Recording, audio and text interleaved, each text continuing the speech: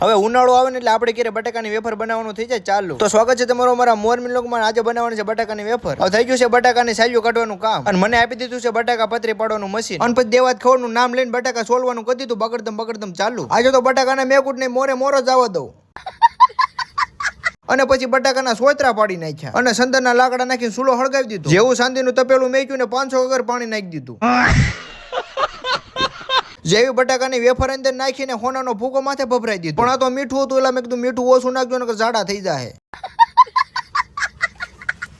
જેવી બટાકાની વેફર ને પંખા નીચે હુકીને પંખો કરી દીધો 400 ની સ્પીડે. પોણી 200 ઓવરમાં તો હુકાન થઈ ગઈ કમ્પ્લેટ. પછી તો લોખંડનું લાઇટર લઈને ગેસને માર્યો ધક્કો. ગેસનો મગજ હલી ગયો ને છો ભડકો. ચાંદીનું તવલું મેકીને અંદર નાખી દીધું બાજરાનું તેલ.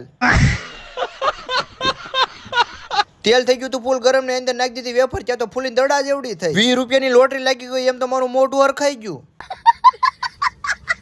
લોક સારો લાગ્યો હોય તો કોમેન્ટ કરી નાખજો, ન હોય તો ફોલો કરી નાખજો. મળીએ પાછા નવા વ્લોગમાં. બાય બાય, જય માતાજી.